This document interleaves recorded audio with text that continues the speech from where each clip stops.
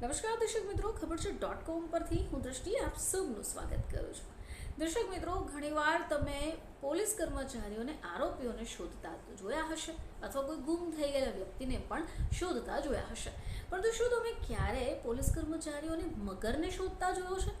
આ એક એવો કિસ્સો છે જેને સાંભળીને તમે નવાઈ પામશો. શું છે આખી વિગત?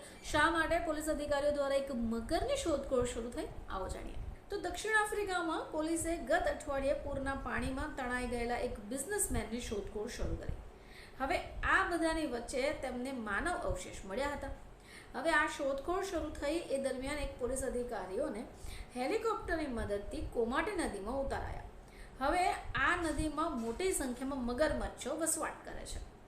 એક અહેવાલ મુજબ આ વેપારી પૂરના પાણીમાં તણાઈ ગયા હતા, જે દરમિયાન મગરમચ્છ તેમને ખાઈ ગયો. હવે આ મગરમચ્છને મારી નાખવામાં આવ્યો. અધિકારી કેપ્ટન જોહન પીટ ગીટરે હિંમતપૂર્વક મગરમચ્છ સુધી જઈને તેને પકડી લીધો. હવે તેમણે કહ્યું કે મગરમચ્છ સુધી પહોંચ્યા પછી તેમને બેચેની ભર્યો અનુભવ પણ થયો હતો. તેમણે ન્યૂઝ 24 વેબસાઇટને જણાવ્યું કે મગરમચ્છના મોઢા નજીક જવું સુરક્ષિત નથી.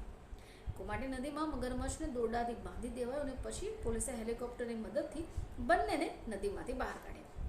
હવે આ મગરમચ્છને બહાર કાઢ્યો, પરંતુ શા માટે મગરમચ્છને પકડવામાં આવ્યો આપણે એ પણ જાણીએ. તો આ જે મગરમચ્છ હતો તેને પકડી પાડવા માટે પણ એક આખી ઘટના રહેલી છે. તો પોલીસ જ્યારે ઘટનાસ્થળ પર પહોંચી હતી ત્યારે એ બિઝનેસમેનની કાર ખુલ્લી હતી.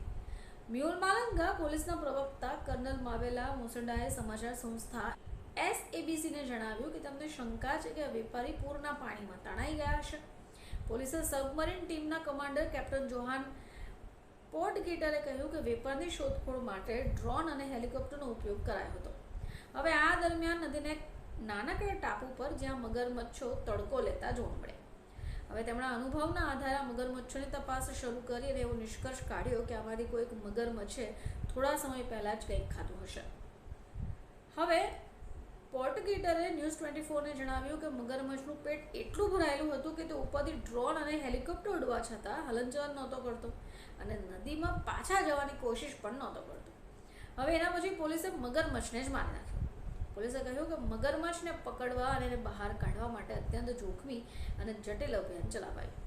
હવે આ જે મગરમચ્છ હતો એ વિશાળકાય હતો. લંબાઈ લગભગ 4.5 મીટર અને વજન 500 કિલો જેટલું હતું. મગરમચ્છને નજીકના ફ્રુગર નેશનલ પાર્કમાં લઈ જવાયો અને ત્યાં તેની આંતરડાની તપાસ કરી, જેમાંથી કેટલાક માનવ અવશેષ મળ્યા છે.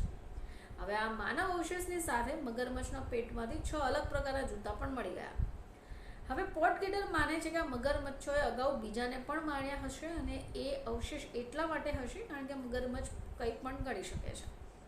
સાઉથ આફ્રિકાના કાર્યકારી પોલીસ વડા લેફ્ટનન્ટ જનરલ પુલેંગ ડિમ્પેને પોર્ટુગીટરના સાહસની પણ પ્રશંસા કરી છે.